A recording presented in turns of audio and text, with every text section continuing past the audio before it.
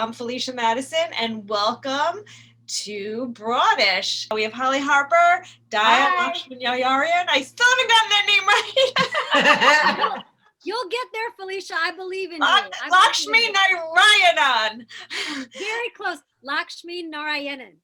Lakshminarayanan. I can't say it. Lakshminarayanan. Yes. I have like a tongue twister for me. Lakshminarayanan. Okay, you're gonna introduce it. And of course, Jocelyn Chia. Welcome, guys. Happy Wednesday. You said Chia, right? Because most people call me Chia, and you went Chia. That's Chia. Yeah. Oh, Jocelyn Chia. Chia. Yeah. Oh. Chia. Okay, well, let's see if I get this name right. So our first topic, guys, is going to be talking about Faizon Love and how he was faded out on the promotion of his movie.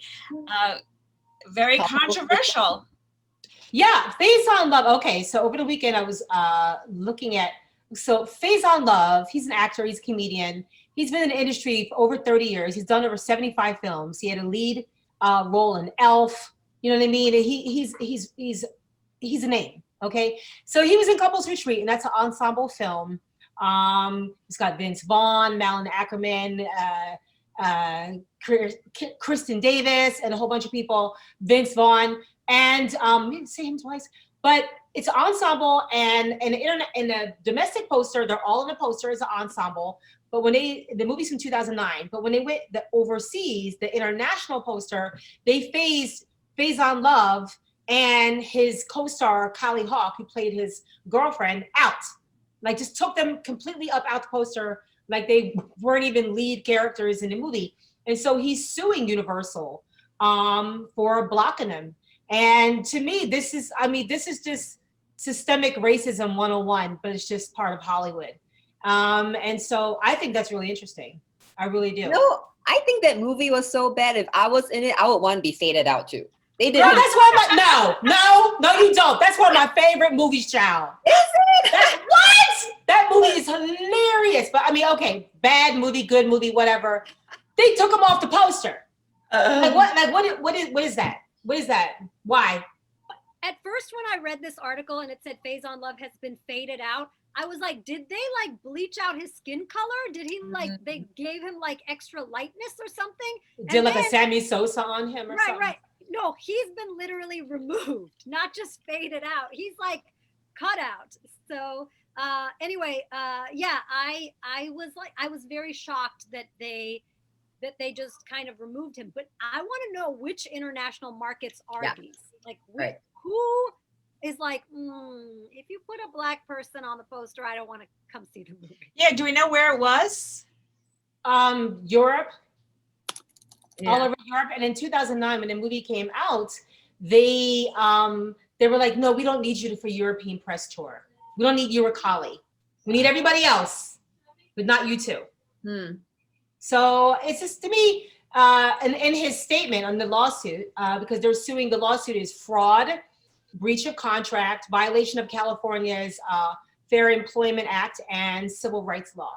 So I was just thinking, in his lawsuit, he said that this hurt me financially, it hurt me deeper by dismissing my blackness, and it hurts all black performers by continuing to perpetuate racism in the movie industry. And you know what? I have to agree with him, because when you as an actor are omitted from visibility, then you don't command this. You don't command the bigger price. You don't get to step up the way the heralded actors are. You know, you don't get that. Hollywood is a farming system, and every year there's like a crop of movies that come out, especially about young people, where you meet all these new actors, and there's not a farming system for black actors because there's so few movies where there's tons and tons of black actors, black characters. So to have a film where you actually are in the ensemble and you are a big part of the cast, and then they omit you, it's like you're letting white actors just climb, and with black actors, you're like, because if you're not on the poster and you're not visible, it's like you're not in the same stature. So I agree with him. Yeah. No, it's terrible. But on the other hand, if they're marketing it to a specific market, is it within their rights to do that? I don't know what his contract says. I guess the hypothetical to use would be if there was a cast that had Black people and white people, and for the African market, they took out the white people. Would that be acceptable then? I think that would be. But why would they don't do that? Yeah, that's They don't do that. Because you don't need to take out. Thing is, Black people, we go see every movie, and all around the world. Black people, you can go deepest parts of Africa. They know who white actors are. They know who Matt Damon is. They know Jason Bourne. They know who all these people are. It's the reverse that's not the truth. White, Black. If you grow up Black in this country or anywhere around the world, you know the biggest white actors. You know them. So that doesn't. I have two suggestions. I really like his look in that over the shoulder shot that Felicia has. I think because it's the holiday season, he would make an amazing Black Santa. I think we should give him a movie and just have him as the only Santa so we can tell this next generation of kids this is what Santa looks like. Well, he was an elf. Remember, he was one of the major elves. Right. In Elf. Santa Love. Yeah, let's promote him from elf to Santa, because as a short person, I feel like elf should only be for short-statured people. Santa should be for thick people. So let's get him his own Santa role. Okay, I agree, but let me tell you something just real quick. This really got me thinking, and it made me think, I want to know now, and this is Hollie. This is Hollie. I want to know how many Black and Latino, just brown actors have been omitted and taken off of the major movie posters overseas. And I'd like to know how, I'm never going to know all of this, but it's like, I would like to know their salary jumps versus the salary jump of people that are given the visibility. Because to me, that's what it's about. What I want to know is whether or not this actually impacts viewership. Because if it does, then there's some systemic racism that the Hollywood industry people are just trying to cater to, right? Meaning, if there's a poster with Faizon on it, are really less people going to go watch this freaking movie? Or is this just they perceive people are more racist than they really are? They perceive, because we know Black Panther smashed box office records all around the world. Yeah. That's also because it's Marvel. You know what I mean? Like, Marvel has that power. But people came out to see Black people. They came out.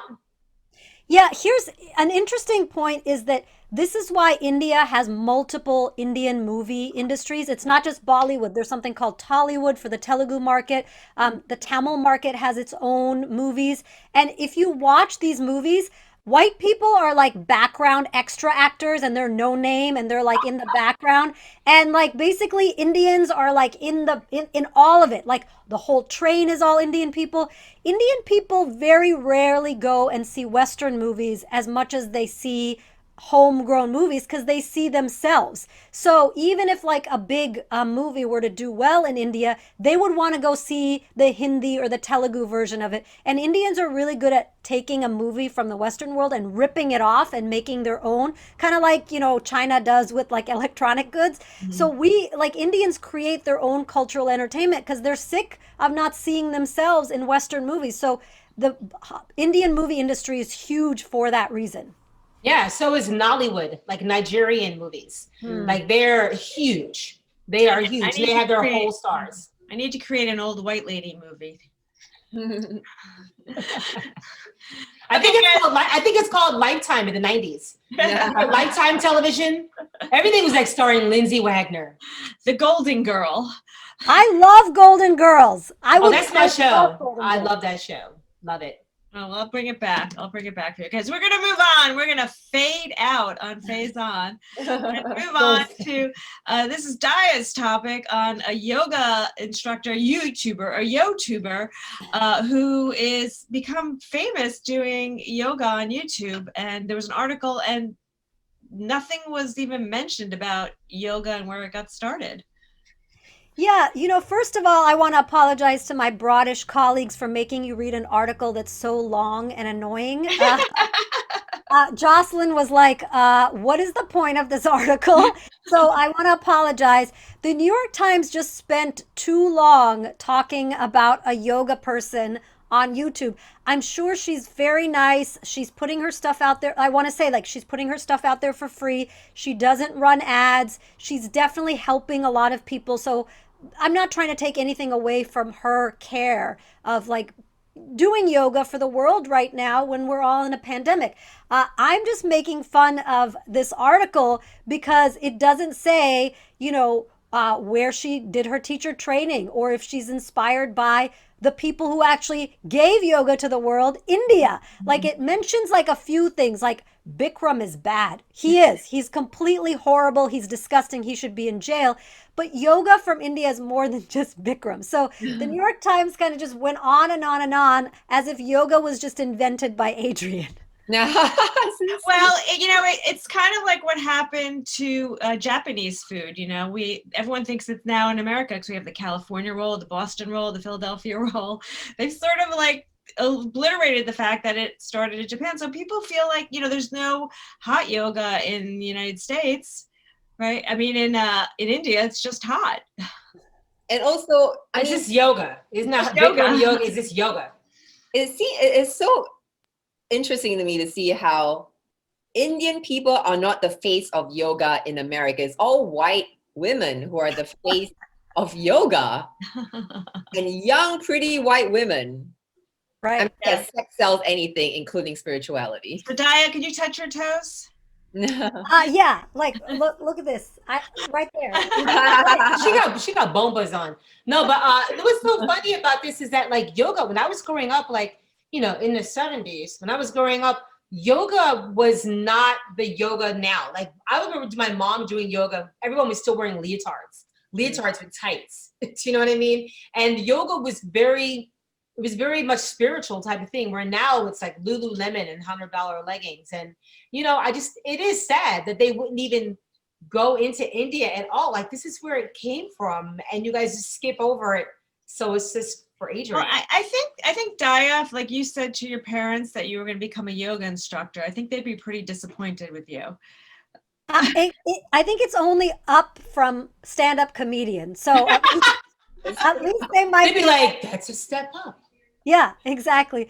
I mean, I think that, we should, like Indian people should be able to get a free pass to whatever yoga class we want to go to for the rest of our lives. That is the only way we can make it up to us. But I think you're right, Hollie. Like there's a spiritual element to it.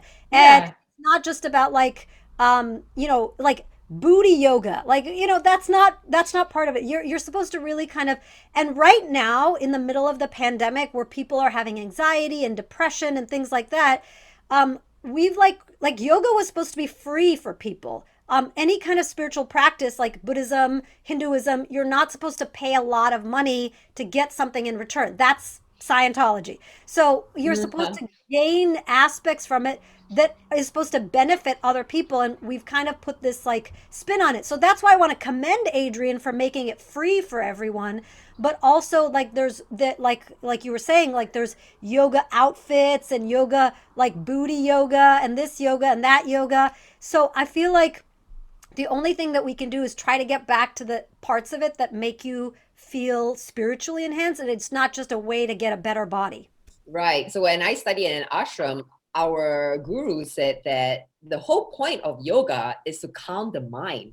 It's not to get a tighter butt. It's not to be competitive with the next person next to you. That's all that it was, to calm down the mind. So I'm just wondering what made it take off in such a superficial and competitive fashion. I mean, I'm guessing it's something to do with how Americans, right? It's probably Hollywood. But also, I do want to say that Bikram is a terrible person. So I don't know. Did you guys see that documentary about him on Netflix? I saw part of it and I was like, he's nasty. Is that the one when he was grabbing people like in inappropriate places? Yeah. Like, I feel like he is an Indian man and he's just as guilty of what we're talking about, commercializing yoga, taking the spirituality away from it. So you can be any race and be an exploitative person. And he was exploiting women and he was like buying all these fancy cars. Why is it that when Indian men start a cult, fancy car is the number one thing they do with it? Like, the Rajneeshi guy had Bentleys. Like, what is it about cars and like preying upon people's insecurities? Well, it's all men. Men just love hot cars because it gets women. Oh, okay. Well, that men who like to victimize are usually like the collectors. You know what I mean? Like, so they're gonna collect women, they're gonna collect cars. That's why I always say, don't be a trophy wife, because that's a collector. That's a collector. That's deep. Oh, thank you. Well, I don't know. I'm not a yoga person. I just don't have enough time. It seems like a lot of effort. So What do you do? I know you do something, Felicia. What do you do? I do Yeah, Pilates, Pilates. which is I guess the real American version of yoga. Do you do it on the machine where you have a bunch of like That pull- slide thing, that reformer. Yeah, but Look at me, I went like that meant something. I don't know. But That's the only thing I ever see. I see people like going back and forth on that reformer thing. I don't know. I need a new body. I have a Farmer's not question gonna for do it. Jocelyn. Where was your ashram? Where did you go? in California, course. of course, right? Of course. Oh, we're in the first BROADish retreat. We're gonna have to go there. We get a BROADish retreat. So I met such interesting characters. You know, normally at a New York bar, guys like, oh, do you come here often? And you look so familiar. And at this ashram, guys were like, so your soul is so familiar. Stop it. Before the past life. Stop it. Oh my God. Okay, we're gonna move on, guys. On that note.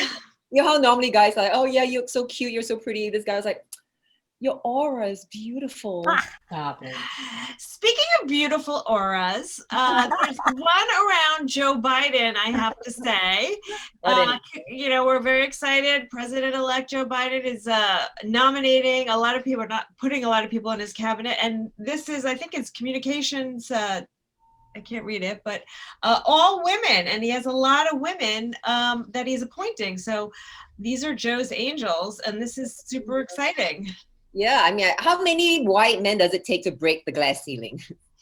Word. It takes a bunch of them falling through it. Right. We had the collapse of all the men from Me Too. Yeah. And do you think maybe they just ran out of men because we lost all the men to Me Too?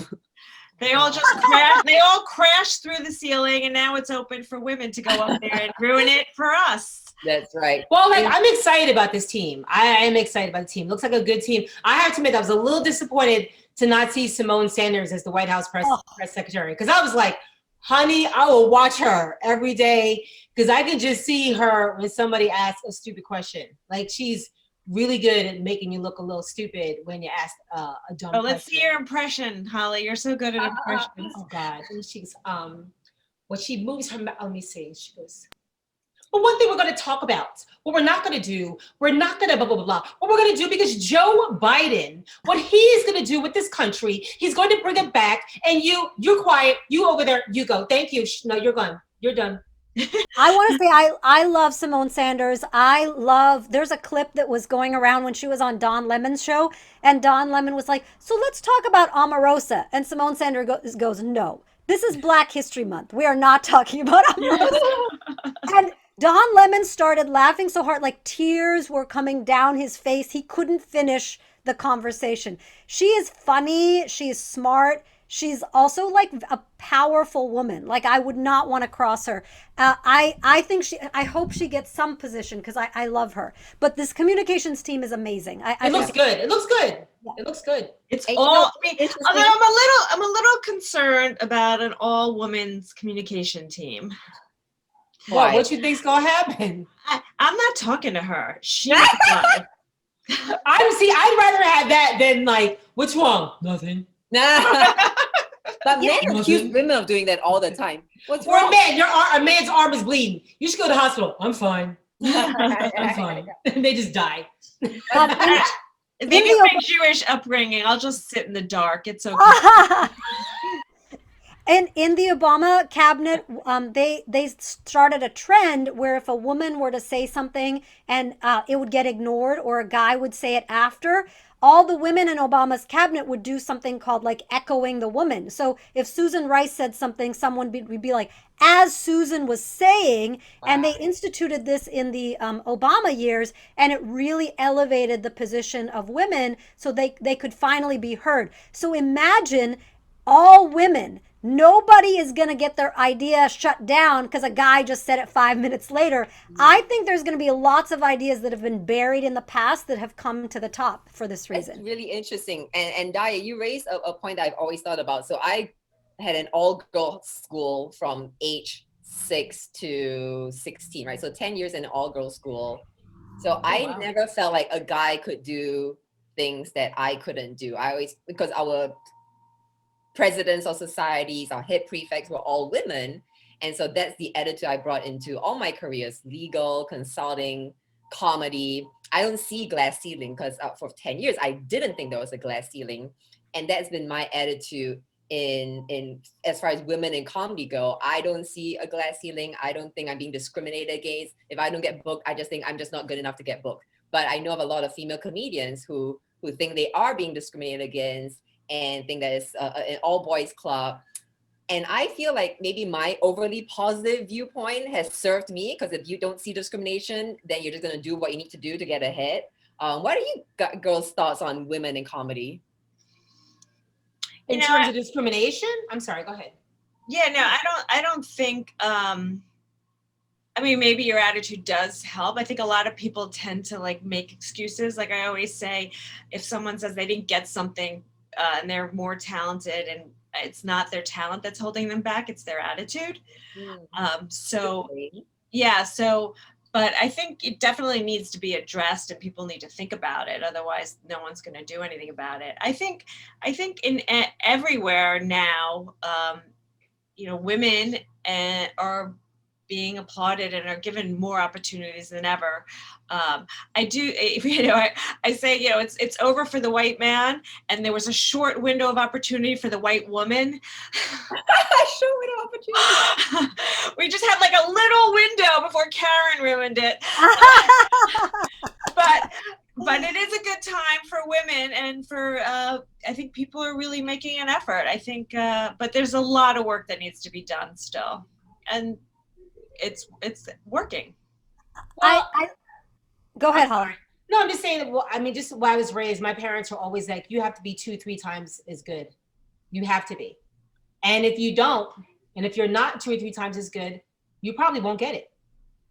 Like straight up. The world is a racist place, and this is the way it is. It's racist and it's sexist. It's also wonderful. Like the world is made up of all these things. It's wonderful. It's this, it's funny, it's loving, it's this, but it's also racist and also sexist. You know what I mean? So you just have to be twice as good, 2-3 times as good. That said, I like to focus on just being the best Hollie. I don't feel like I'm in competition with other people. And I think that, if you, as a woman and as a woman of color, I can't feel in competition with other people. It's not good for me. And I don't think it's good for us, period. But I do know that, yeah, I see racism. I mean, there are times early starting out in comedy, the first time I did stand-up comedy in the late 90s, where there were people who would be like, we already have a black girl on the show. Straight up. Wow. So I see 9 white guys and they tell me I already have a black girl on the show. That's discrimination. That's straight in my face. So yeah, that sucks, but I focus on being the best me and not having competition. Well, I have to say, you are the best Hollie. Yes. Thank you. There's 9 other Hollie Harpers on Facebook. They're all white, and then there's me. There are. I friended 2 of them. I friended them. They thought I was crazy. They were like, "Well, okay." Well, I'm the only white Felicia Madison. Well, you are? Best plate, Hollie. Oh, that's funny. Are the other Felicia Madisons women of color? Yeah, all of them. Yeah. Stop it. Felicia Madison is a great name. I know. I love it. It's a great name. I want to go back to the point that Jocelyn was talking about, like women universities and women colleges. Like, Hillary Clinton came from, Wellesley. There's a lot of, and on the topic of race, Kamala Harris went to a historically black university where everyone around her looked like her. So there is merit in coming from a place where you are surrounded by people who are like you or who are telling you that you can do it. And I think it creates a lot of confidence. I'm the opposite of Jocelyn. I went to an all boys school. I went to MIT for college. Oh, right. So, So did my dad. Everyone around me was a man. Everyone around me was a man who told me that I got in because I'm a woman. And so. And you got in because you're a man. You only see men here. I'm not like Dur. Right. So, but you must have gotten so much dick for being the only woman there. Oh. Not Dhaya. Have you ever seen MIT men? Like, Oh. What if you want these men, you can have them. Hey, my dad's an MIT man. Oh, okay. You know That's what? hilarious. If you want, Jocelyn, I'll go out with your dad. Hopefully that'll make you feel He's better. probably watching, and all the aunties also. That's So right. they My all just dad's heard watching that. this with my aunts and uncles. Yeah, if he's as cute as Jocelyn, I'll go out with your dad. Aww. But I think that you know, when I was in an environment like that, I really learned how their game works. I learned how you know, men do things for each other that sometimes women don't do for each other. Like there's a statistic that when women run for office and they ask other women for money, they usually say, I will have to ask my husband.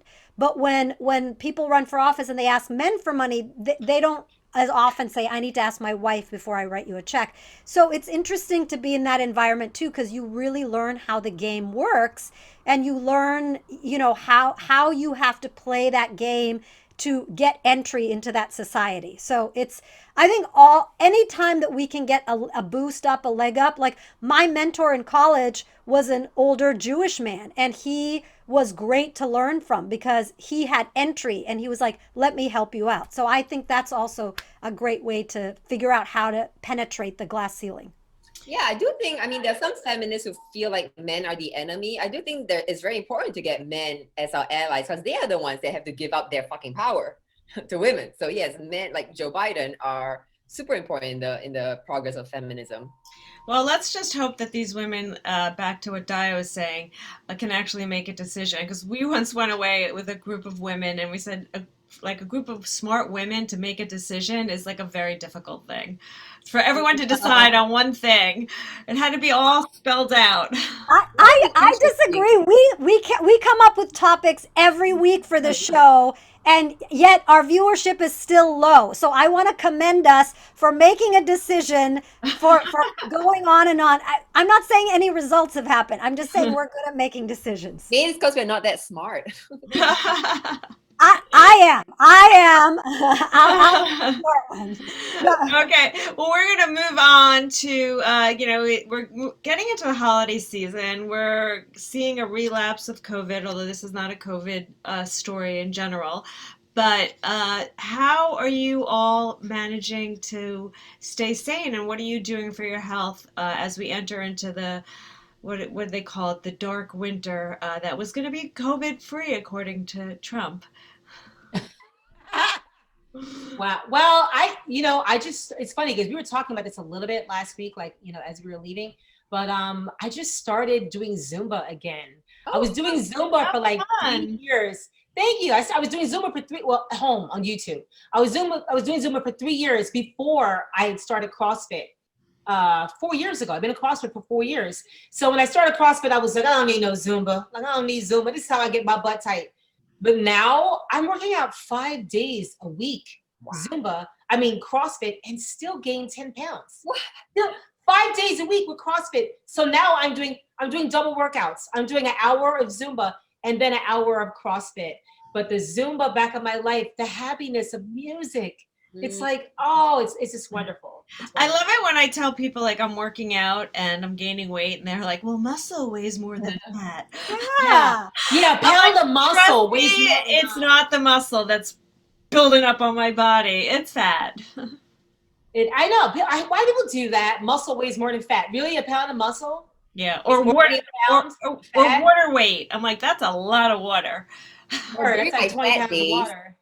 During my fat days, I was working out a lot and gaining muscle, but the fat wasn't leaving. So my weight was muscle and fat. And the muscle weighs more, but I set the layer of fat around it. So yes, you can pack muscle on top of fat, and then you just solid. Yes.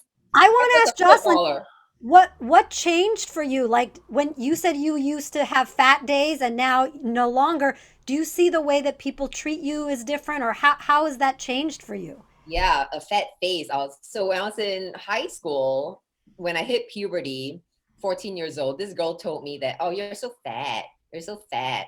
20 years later, she admitted to me she was just jealous of my boobs. But when you're so impressionable, you take it seriously. So I thought I was fat. And I was 100 and maybe 120 pounds, 5'4". Yeah, I was 125 pounds. 120 is not fat.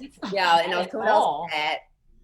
Oh. And I started dieting to lose weight. But because I was still growing, I think my body thought I was in starvation mode, and it lowered my metabolic rate. So then I actually became fat. And it was hard. You know, I got teased for being fat. Like if I accidentally bump into a friend, she'd be like, "Oh my God, you're so heavy. I nearly fell down." You know, like that kind of shit. Wow. Yeah, I go play basketball to try and lose weight, and guys would be like, "Oh, you're so fat. You're so fat. Oh, fat Jocelyn's coming." It was horrible. I totally got bullied for being fat. And this is fucking Asia. It's not like America where like every other person's kind of fat. You know, it's Asia where you're one fat person. People are big here. People are big here. Not so much in New York City, but you know, when I went to school in Indiana, there were some impressive ones. And now that I'm slim, and slim is still culturally regarded as more attractive, I feel more confident. You know, I don't feel shameful. When I was in my fatter years, I would never wear shorts when I went out. I never wore sleeveless clothes. I was very conscious of what I wore.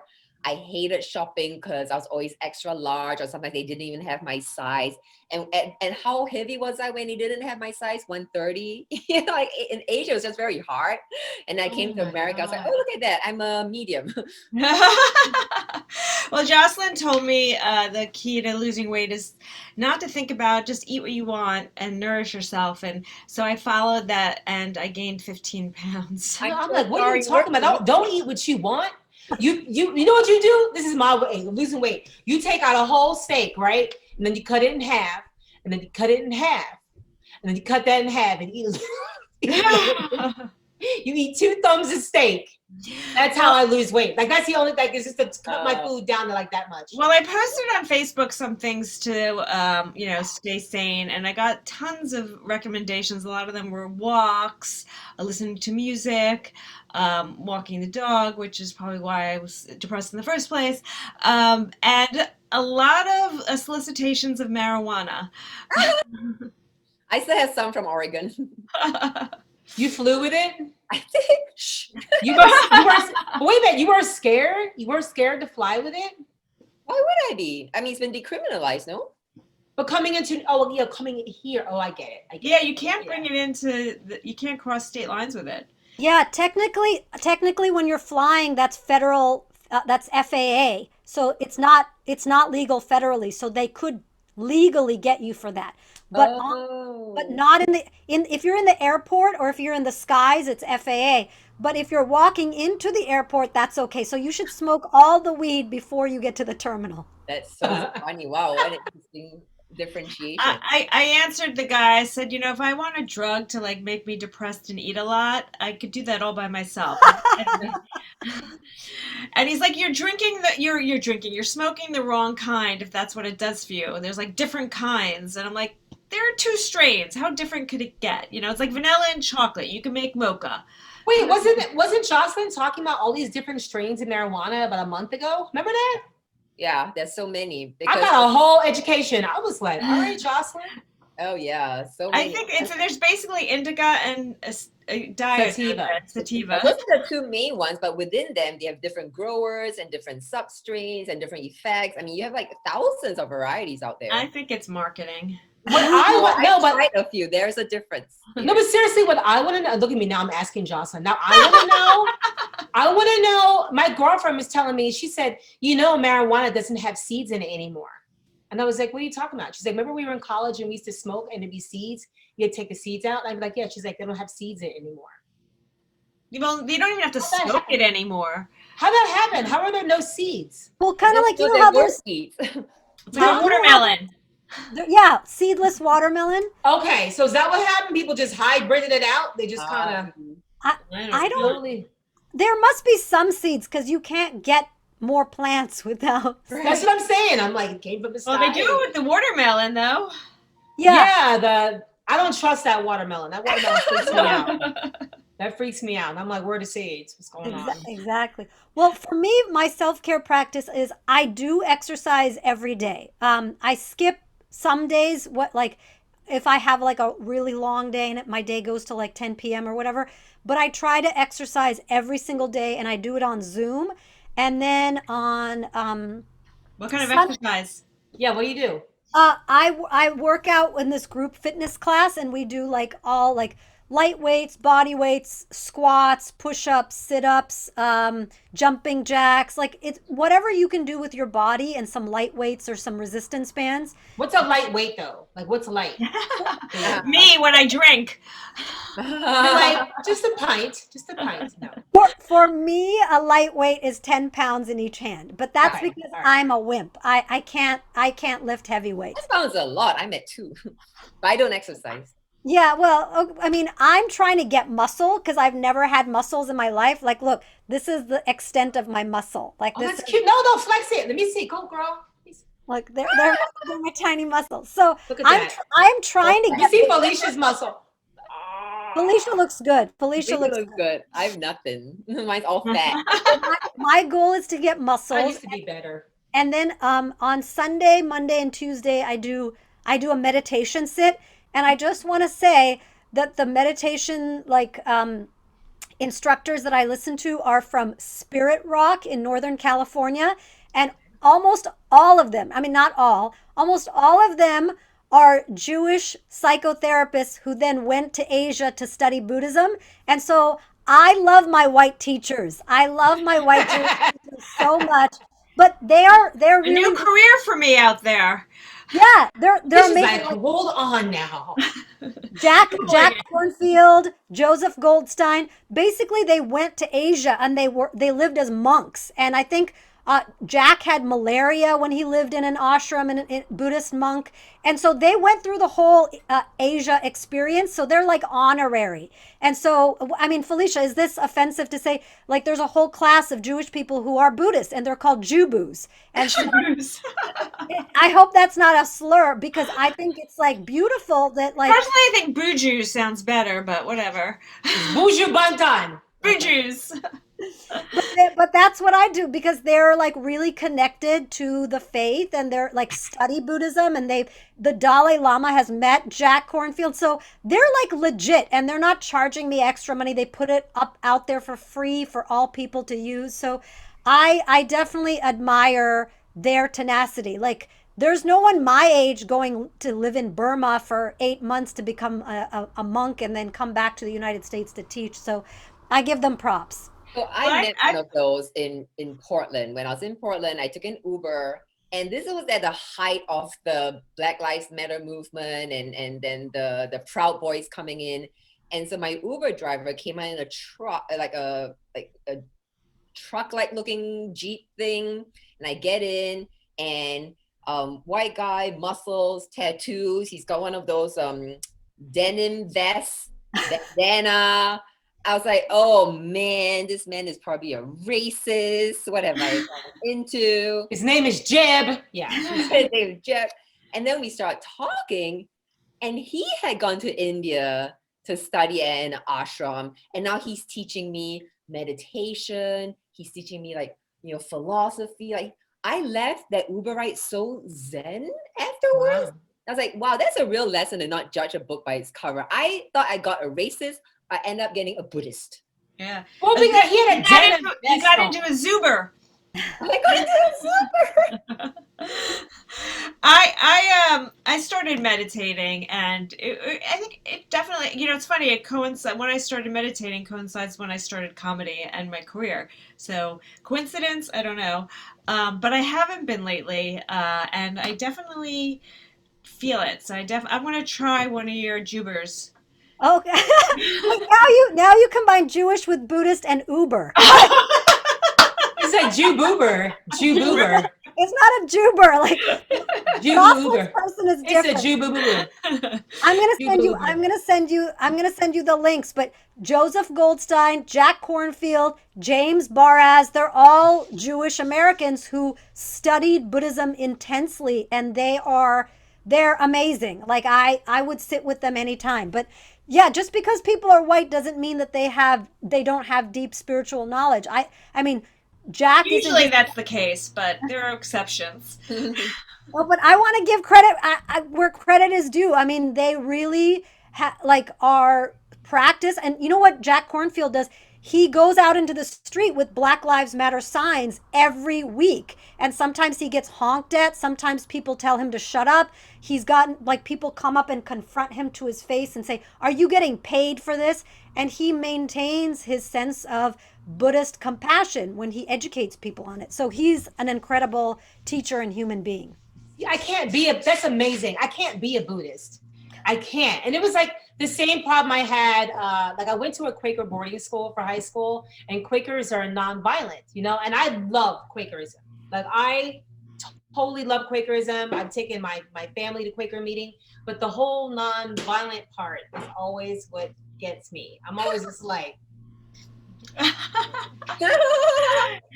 You're Yeah. violent? no, but I'm just kind of like, I'm not a turn the other cheek. Like I'm not a turn the other cheek. And it's just like, it's hard for me with that, but I get it. Well, it's interesting. A lot of the Buddhists, I think Buddhism, I always think just of men. So, right? Oh, that's right. Yeah, I never really think of women. So maybe women, or because women don't know how to turn the other cheek, I don't feel like.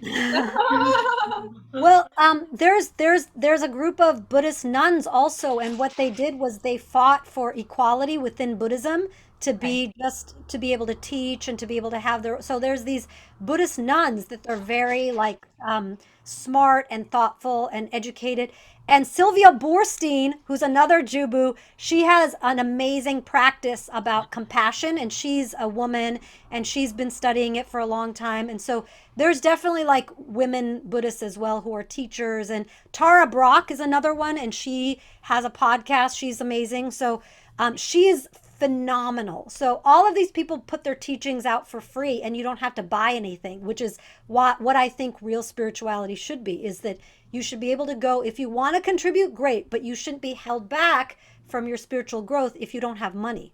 I'm loving this Jubu thing. I'm thinking of all these products like Jubu beads and Jubu jelly beans and Her mind's like, Always thinking of the money. So market, there is the white person's doing the money. How are we going to market this and make money? That's money. I like money. We all like money. There's a sect of Taoist nuns who I think they're called the White Tiger sect or something like that. And they have this crazy belief that if they give men blowjobs and swallow the sperm, that is their secret to eternal youth and immortality. And they I also should be 5 years old. What? I should be 5 years old. That was obviously created by a man. That's a myth created by a man. Because they also will put it on their face as an anti-aging product. And I was like, are you really? Is that supposed to work? Because people say, oh, it's good for the skin. And I'm like, really? Like That's male marketing 101. No marketing. I also just wanted to warn all you ladies that the CDC just issued some information that COVID can be found in sperm. So be very, very careful. Ooh, another excuse I have. I have a headache and I'm afraid of COVID. I'm sorry. Stay sane. All right, you girls are really inspiring me to start exercising. I haven't been exercising, but there's one thing that I do, and I've done it for a long time, for the past 5 years. So, you know, people always say you shouldn't stalk your ex, but I don't think it's a bad thing if you have a loser ex. So whenever I feel down about my life or myself, I just go on his Instagram. That works. That works. That totally works. I have gone on Facebook and been like, let me check out this freaking loser. And I'll be like, oh, you made the right choice, girl. You're fine. You're fine. I also go on the Instagram of the girlfriend that he moved on with, whom he's still with 5 years later. Oh, look at that. I vacation in the French Riviera and you guys are vacationing in Delaware. You're like, oh, look at this new boo with the lazy eye. That's so cute. That's so, wonder if she could see me. This is another idea for Felicia. So Jewish Buddhists who are also your boyfriend or girlfriend are your Jubu-boos. The Jubu-boo. The Jubu-boo. Can I have an affair legally with a Jubu, or is that still? That's your thing. I don't know. Well, can I just tell you, like, Jocelyn? Spiritual journey. It wasn't an affair. I just tell you, like, I am like deeply offended that Jocelyn doesn't work out. Okay, Jocelyn came by. Jocelyn came by my place on Thanksgiving, and I gave her a plate. And she came to the door, and she was so cute. And I was like, look how small she is. I was like, oh my, because I've never seen you in person. You know what I mean? And she's all skinny, and she has her cute little puffer coat just coming right from her body. She's got like a little puffer coat, like, hi, I'm single. I'm single and I'm warm in the winter, and I'm single and I'm cute. But I gave her a plate, and I was like, oh, all this food gets her fat, all of it. Did you like the yams, girl? My husband wants to know if you like the yams. I love the yams. Why did he make the yams? Yeah, he made the yams. He made the yams. Okay, I like that mac and cheese as the first thing. Oh, stop it, you guys. You know that this is making me jealous. I cannot hear any more of this. If Christmas happens and you get another plate for Christmas, I'm quitting the show. I'm quitting. I fixed her a real plate. I fixed her a real plate. I know we have to wrap up, Felicia, Yeah. but can I show everyone my action figure? I just wanted to show everyone my Kamala action figure. Oh, Great. I wanted to share, since we were talking quickly about Thanksgiving, I needed to share something that, because I know you got Jocelyn's plate, and I actually cooked my first Thanksgiving dinner, and it was actually very good. And I posted something because I didn't have all the right equipment, and I had to take the temperature, and I didn't have a thermometer, so this is how I took the temperature. Like you're testing it for COVID fever? I was testing to see if it was apparently the only way you know a turkey. I actually texted Hollie. I didn't realize you don't make. It was funny. Because I'm like, how do you know? I didn't have a thermometer. How do I know if it's ready? And everyone said you need to take its temperature. So. But what if the turkey? What if you put it like that, and the turkey was like, I put his head up like, doop, and just like. Anyway, guys, everyone stay sane, happy, healthy holiday. We'll be back next week again, so no worries. This is BROADish. I'm Felicia Madison. I'm Hollie Harper. Jocelyn Chia. Dhaya Lakshminarayanan. And we are BROADish. BROADish.